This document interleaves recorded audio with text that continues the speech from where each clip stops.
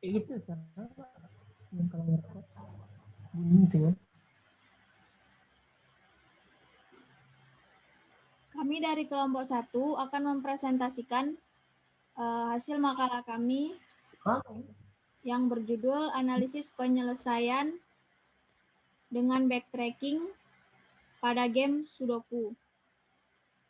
Pada makalah ini akan dijelaskan oleh teman-teman sekelompok saya. Sebelumnya, kami akan memperkenalkan diri. Saya Hilda Permatasari dan teman-teman saya. Perkenalkan, nama saya Pak Orlian Nenggolan. Saya Jeki Saputra. Saya Niki Rizky Fajar. Saya Muhammad Fajar. Dan selanjutnya, materi akan dijelaskan oleh Karulian. Pembahasan pertama. Aturan permainan Sudoku. Aturan permainan untuk puzzle ini sangat sederhana. Untuk menyelesaikan permainan ini, tidak diperlukan pengetahuan umum, kepandaian atas bahasa tertentu, juga kemampuan matematika, tetapi hanya memerlukan kecermatan, kesabaran, dan logika. Papan Sudoku terbuat dari 9 buah kotak obi ukuran 3x3 atau disebut blok yang disusun sedemikian rupa sehingga menghasilkan kotak besar berukuran 9x3, 9x9. Aturan permainan yang sangatlah sederhana. 1. Kotak-kotak pada setiap baris, kolom, dan blok harus berisi sebuah angka. Angka-angka diisikan harus unik dari 1 hingga 9. Dalam satu blok hanya terdiri atas angka 1 sampai 9 yang tidak berulang dan tidak ada angka yang berulang dalam satu baris maupun kolom. Angka-angka ini sebenarnya tidak memiliki hubungan aritmetis satu sama lain. Anda boleh menggantinya dengan 9 huruf atau lambang atau warna yang berbeda. Berikut adalah gambar puzzle Sudoku. Pembahasan kedua, algoritma umum backtracking.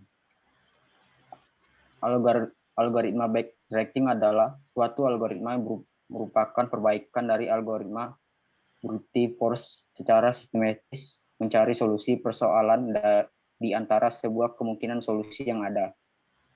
Backtracking merupakan bentuk tipikal dari algoritma rekursif dan berbasis pada DFS dalam mencari solusi yang tepat. Selain itu, algoritma ini juga merupakan metode yang mencoba-coba beberapa keputusan sampai kita menemukan salah satu yang berjalan. Algoritma ini banyak diterapkan untuk program games dan permasalahan pada bidang kecerdasan buatan. Berikut adalah gambar pohon solusi. Pohon di atas menggambarkan solusi dari suatu persoalan. Jika kita ingin mencari solusi dari A ke E, maka jalur yang harus ditempuh adalah A ke B ke E. Demikian juga solusi-solusi yang lain. Algoritma backtracking akan memeriksa jalur secara DPS, yaitu dari solusi terdalam pertama yang ditemui, yaitu solusi E. Jika terdapat E bukanlah solusi yang diharapkan, maka pencarian akan dilanjutkan ke F. Jalur yang harus dilalui untuk bisa mencapai E adalah A ke B, B ke E. Untuk mencapai F adalah A ke B, B ke F. Berikut akan dijelaskan oleh teman saya.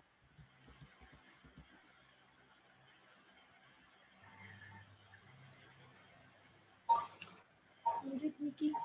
2,3 prinsip pencarian solusi dengan metode backtracking. Seperti yang telah dijelaskan, bahwa pencarian solusi dengan menggunakan algoritma backtracking digunakan pohon ruang status.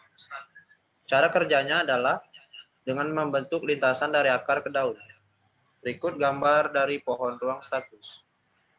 Langkah-langkah pencarian solusi pada pohon ruang status yang dibangun secara dinamis ialah 1. Solusi dicari dengan membentuk lintasan dari akar ke daun. Aturan pembentukan yang dipakai adalah mengikuti metode pencarian mendalam DFS. Simpul-simpul yang sudah dilahirkan dinamakan simpul hidup. Simpul hidup yang sedang diperluas dinamakan simpul E expand not. Simpul dinomori dari atas ke bawah sesuai dengan urutan kelahirannya. 2. Tiap kali simpul E diperluas, lintasan yang dibangun olehnya bertambah panjang. Jika lintasan yang sedang dibentuk tidak mengarah ke solusi, maka simpul E tersebut dibunuh, sehingga menjadi simpul mati atau dead node. Fungsi yang digunakan untuk membunuh simpul E adalah dengan menerapkan fungsi pembatas atau bonding function. Simpul yang sudah mati tidak akan pernah diperluas lagi. 3. Jika pembentukan lintasan berakhir dengan simpul mati, maka proses pencarian diteruskan dengan membangkitkan simpul anak yang lainnya. Bila tidak ada lagi simpul anak yang dapat dibangkitkan, maka pencarian solusi dilanjutkan dengan menggunakan backtracking ke simpul hidup terdekat atau simpul orang tua. Selanjutnya, simpul ini tidak menjadi simpul E yang baru. Lintasan baru dibangun kembali sampai lintasan tersebut membentuk solusi. 4. Pencarian dihentikan bila kita telah menemukan solusi atau tidak ada simpul hidup untuk backtracking atau simpul yang dapat diperluas.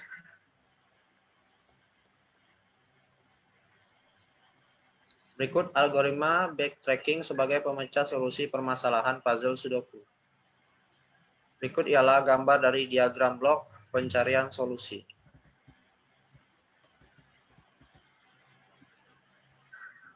Penggunaan algoritma backtracking ini akan terlihat dalam proses pengisian sel dengan sebuah angka di mana terdapat beberapa kemungkinan angka yang sesuai untuk sel tersebut.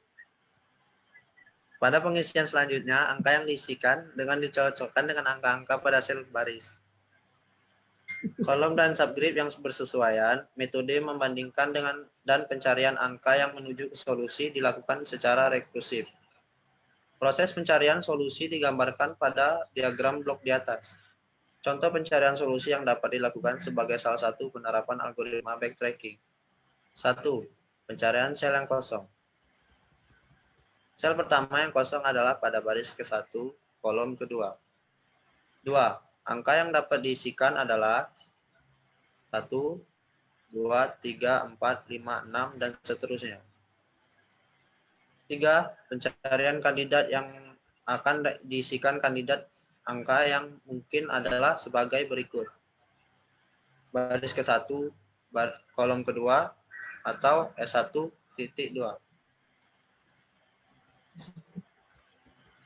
A. Kandidat yang mungkin pada baris ke-1, B sama dengan 3, 6, 9. B. Kandidat yang mungkin pada kolom kedua, K sama dengan 3, 4, 7, 8, 9. C. Kandidat yang mungkin pada blok ke-1, G sama dengan 1,5, 7,9. 4. Pengecekan.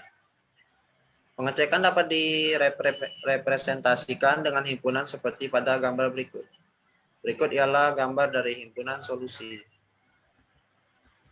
Berikut adalah isi dari himpunan A, B, dan C. Jadi solusinya adalah 9. 5. Solusi diisikan pada sel tersebut. Berikut ialah gambar dari pengisian sel pertama dengan solusi. 6. Selanjutnya melakukan pencarian sel yang kosong.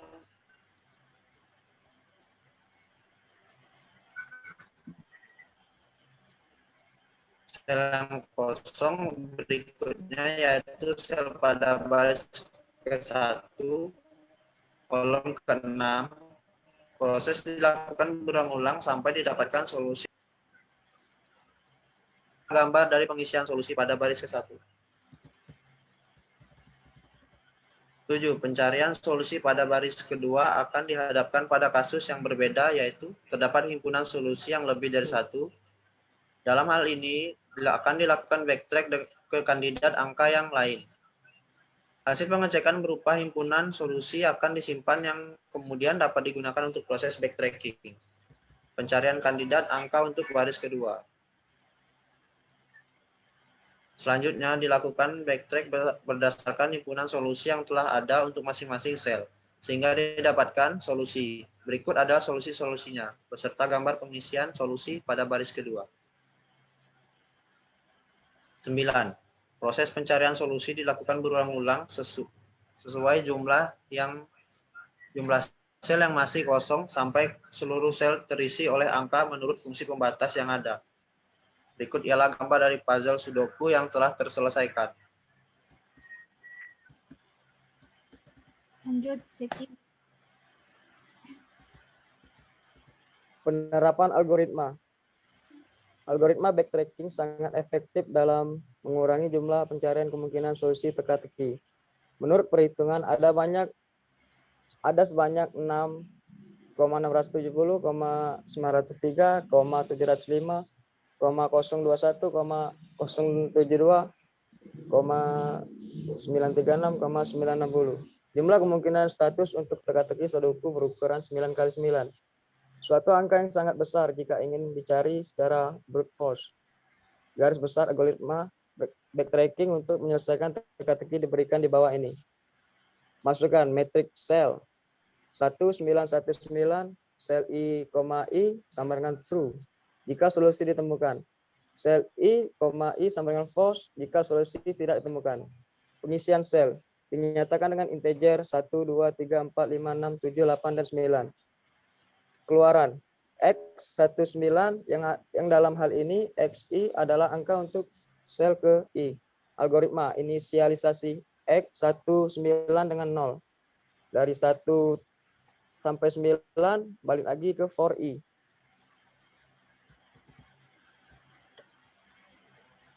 Lanjut, Fajar. Penutup, kesimpulan. Dari analisa-analisa yang di atas dipaparkan sebelumnya, dapat disimpulkan bahwa 1. Permainan teka-teki Sudoku termasuk dinamik. Problem yang dapat diselesaikan dengan algoritma backtracking. Dengan menggunakan algoritma ini, teka-teki Sudoku dapat diselesaikan dengan waktu untuk menyelesaikan teka-teki ini lebih singkat dibandingkan dengan algoritma brute force. 2.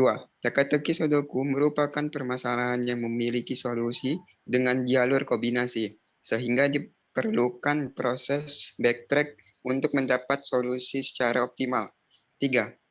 Algoritma backtracking mudah diimplementasikan dengan bahasa programan yang mendukung pemanggilan fungsi atau prosedur rekursif karena di dalam algoritma backtracking dapat proses rekursif untuk melakukan pengecekan kemungkinan solusi untuk sebuah sel kosong.